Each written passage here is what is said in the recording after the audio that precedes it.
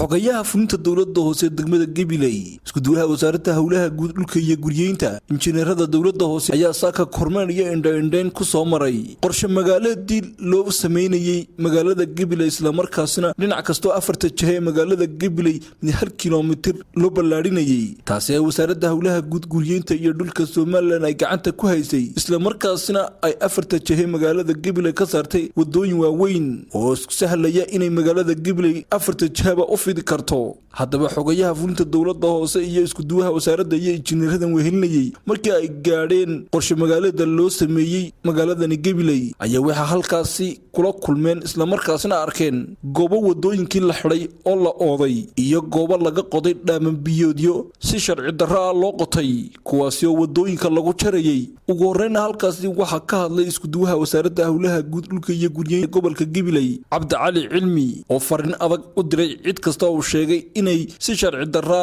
u oodato isla markaasna u gooso wadooyinka laga sameeyay halkii ay martay qorshe magaalada laga sameeyay magaalada Gabiley in tacabkii aynu galnay muddada 4 bilooda aynu ka soo shaqeynayno soo kormeerno waxa kale oo si gaar ah iyagana ugu mahad celinayaa madaxda maamulka dowladda hoose diyahay maayarka xogayaha fulinta dowladda hoose agaasimaha waaxda dhulka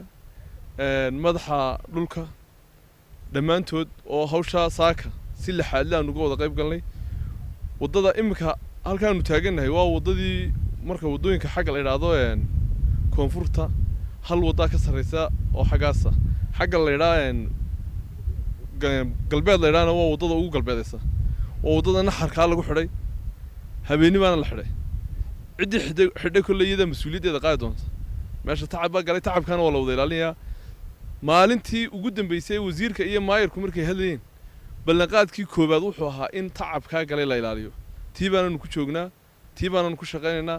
waxa weeyaan cid kasta oo wada xidhatay lagaga tagi maayo sidoo kale waxa isaguna halkaasi ka hadlay isla markaasina farin adag u diray cid kasta oo iyaguna wadooyinka jara xogayaha fulinta dowladda hoose Mustafa Xaaji Cabsiye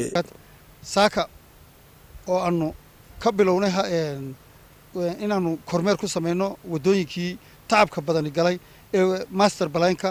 oo ahayd 250 wado ayaan maanta kormeer ku marnay aniga iyo isuduwaha wasaaradda hawlaha guud waxa weeyaan horta bulshadeenu inay garato tacabka la geliyay ama waxyaabaha inoo qabsoomay ee aynu